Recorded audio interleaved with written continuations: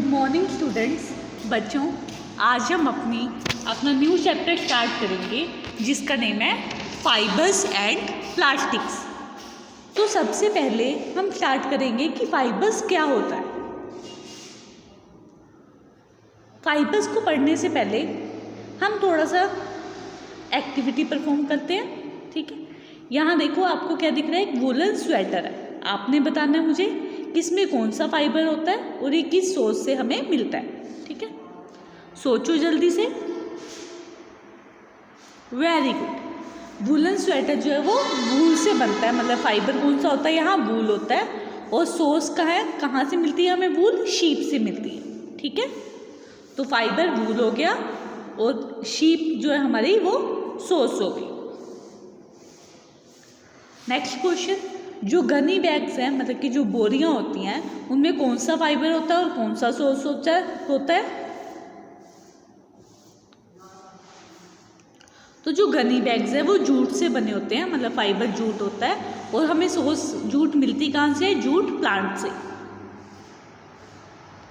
Next है cotton shirt. Cotton shirt के लिए हम फाइबर ढूंढेंगे और सोर्स पता करेंगे। तो कॉटन शर्ट जो है वो कॉटन यार्न से बनती है, कॉटन से बनती है।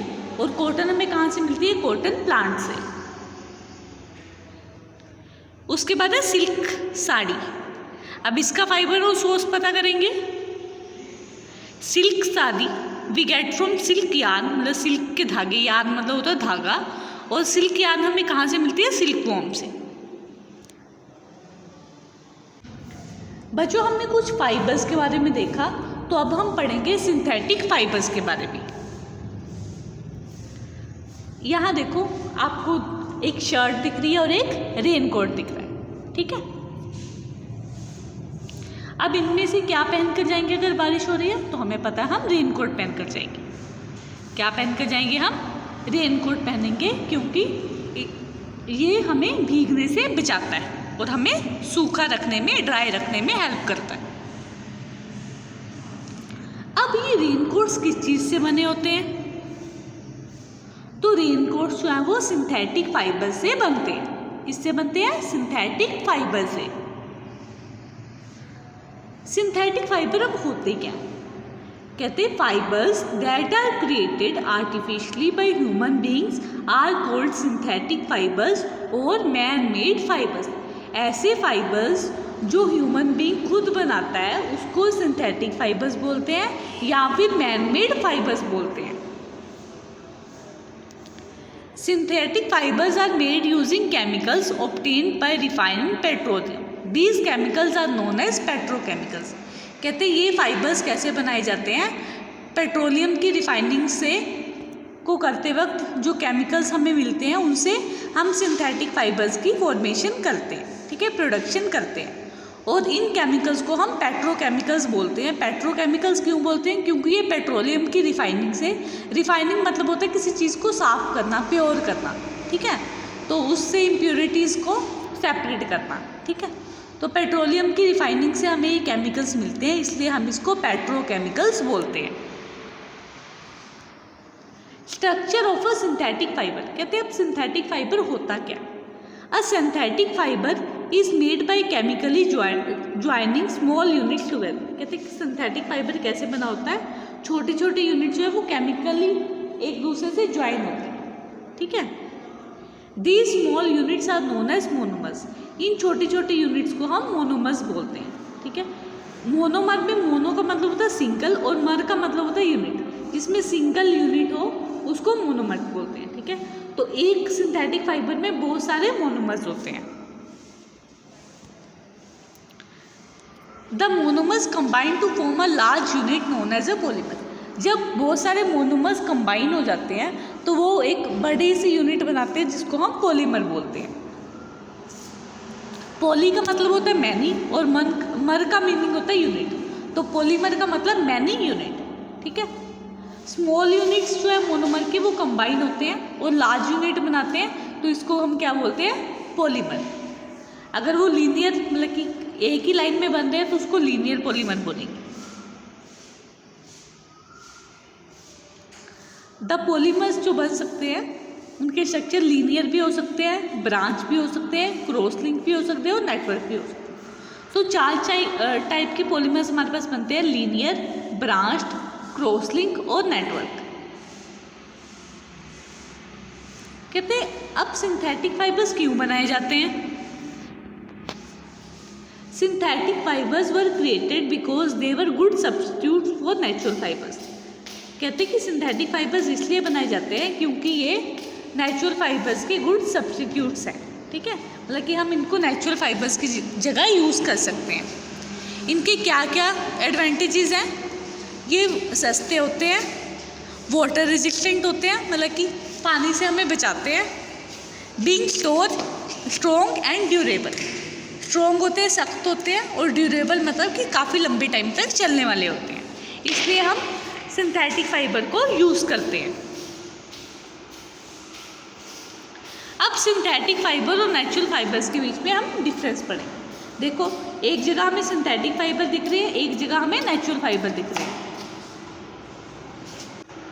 तो बच्चों अब हम डिफरेंस पढ़ेंगे सिंथेटिक फाइबर और नेचुरल फाइबर में। ठीक है, तो फर्स्ट डिफरेंस क्या है? Synthesised artificially so their structure can be changed. Synthetic fibres को हम आर्टिफिशियली सिंथेसाइज करते हैं, मतलब कि लैब में, लेबोरेटरीज में हम बनाते हैं, खुद बनाते हैं। और नेचुरल फाइबर्स जो है वो हमें नेचर से मिलते हैं और उनका स्ट्रक्चर जो है वो फिक्स होता है। लेकिन सिंथेटिक फाइबर्स का स्ट्रक्चर चेंज हो सकता है क्योंकि उसको हमने खुद बनाया है। सिंथेटिक फाइबर्स जो है वो सस्ते होते हैं क्योंकि ये केमिकल से बनते हैं। नेचुरल फाइबर जो है वो महंगे होते हैं क्योंकि वो प्लांट्स और एनिमल से बनते हैं। ठीक है, तो जितना कम अमाउंट होगा किसी चीज़ का उतने ही वो महंगे होंगे। ठीक है, केमिकल से हम कभी भी बना सकते हैं, इसलिए उनकी प्राइस कम होती है। Strong and more durable. Synthetic fibre जो होते हैं स्ट्रॉन्ग होते हैं, मतलब कि ईजिली से टूटते नहीं हैं, और मोर ड्यूरेबल मतलब कि लंबे समय तक चलते हैं। लेकिन जो नेचुरल फाइबर होते हैं वो वीक होते हैं, कमज़ोर होते हैं और लेस ड्यूरेबल होते हैं, मतलब कि कम टाइम तक चलते हैं। सिंथेटिक फाइबर्स नॉन बायोडिग्रेडेबल होते हैं। नॉन बायोडिग्रेडेबल मतलब कि जो ब्रेक डाउन नहीं होते, जो सॉइल में मिक्स नहीं होते और हमें नुकसान, इन्वायरमेंट को नुकसान पहुंचाते। और नेचुरल फाइबर्स बायोडिग्रेडेबल होते हैं। बायोडिग्रेडेबल का मतलब क्या होता है कि अगर वो कहीं सॉइल में गिर जाएँ तो वो अपने आप कुछ टाइम के बाद सॉइल में मिक्स हो जाते हैं।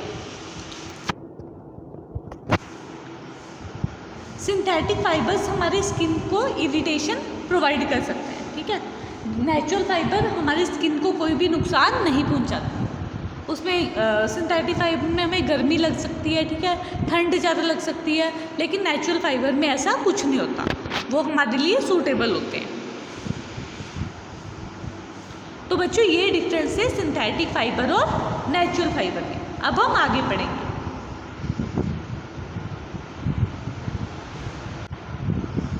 बच्चों जल्दी से अपनी एनसीईआरटी बुक का पेज नंबर 36 खोलो, उसमें हम एक्टिविटी 3.2 परफॉर्म करेंगे। तो मैं 10 तक काउंट करूँगी, तब तक आप अपनी बुक्स ओपन करो। 1 2 3 4 5 6 7 8 9 10।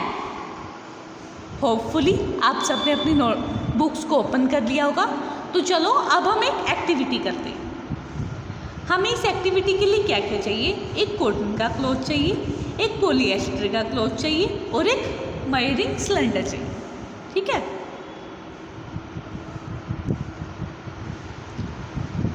अब हम क्या करेंगे?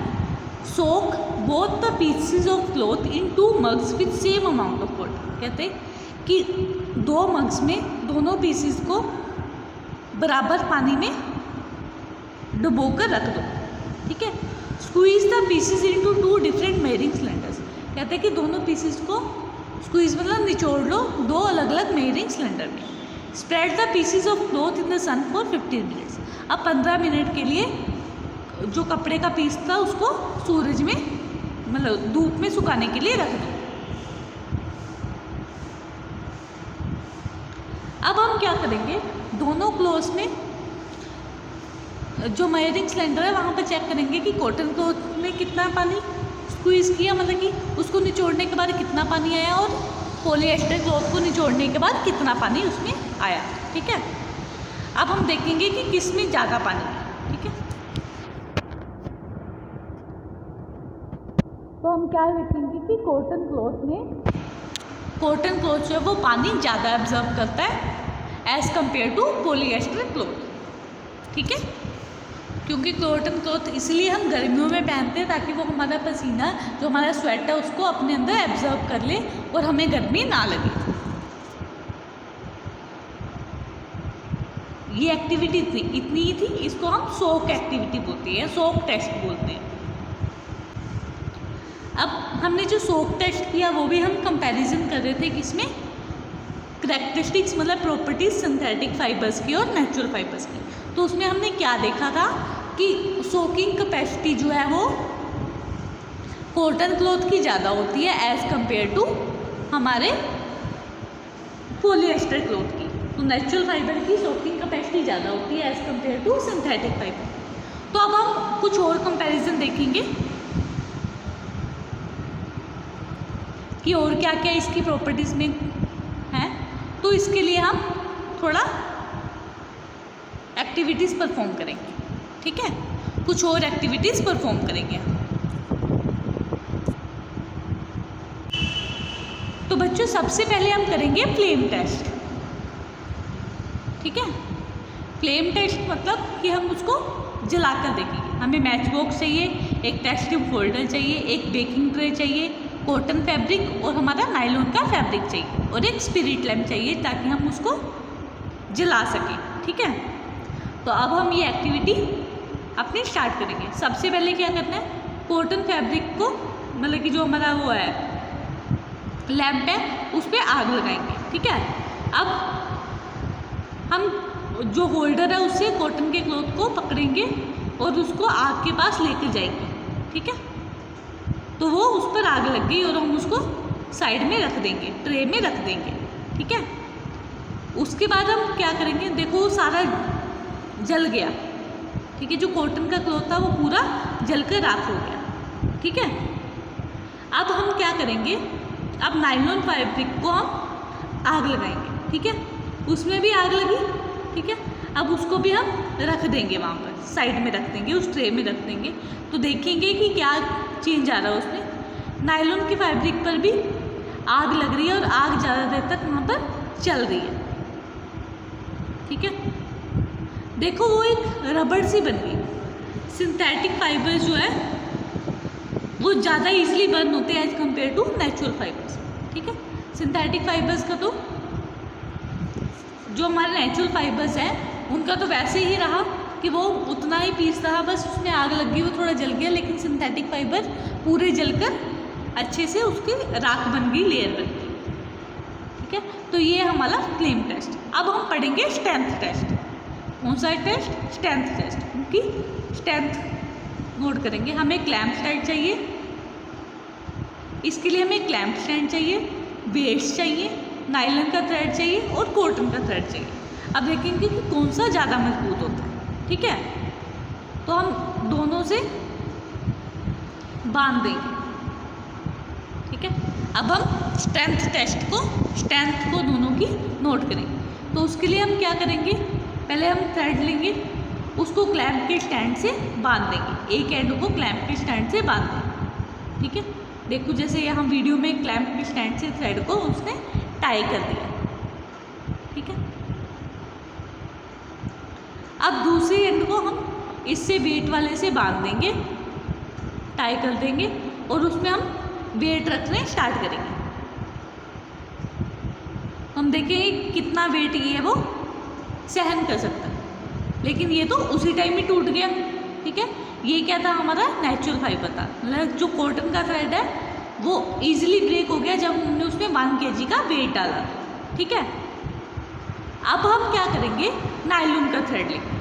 ठीक है, नायलॉन के थ्रेड को भी 1 एंड से बांधेंगे। ठीक है, जैसे हमने कॉटन का बांधा था तो उसने पहले 1 kg का वेट डालेंगे। ठीक है, तो थ्रेड को कुछ नहीं हुआ, देखो। फिर 2 kg का वेट मतलब 1 kg मोर वेट डालेंगे तो भी थ्रेड को कुछ नहीं हुआ। अब 1 kg और वेट डालेंगे तो भी कुछ नहीं हुआ। तो 3 kg वेट हो चुका है, अभी तक थ्रेड को कुछ नहीं हुआ। अब 4 kg वेट को, सॉरी 2.5 kg वेट हो गया, 50 ग्राम का था, तो अब वो ब्रेक हो गया। ठीक है, तो नायलॉन थ्रेड की जो सिंथेटिक फाइबर्स है वो हमारे स्ट्रॉन्गर होते हैं as compare to natural fibres. ठीक है, सिंथेटिक फाइबर्स इजीली बर्न हो जाते हैं as compare to natural fibres. वो सिंथेटिक फाइबर्स जो हैं वो उनकी स्ट्रेंथ जो है वो ज़्यादा होती है, मतलब कि स्ट्रॉन्ग ज़्यादा होते हैं as compare to natural fibres. ठीक है, आई होप सो आपको ये एक्टिविटी समझ आई होगी।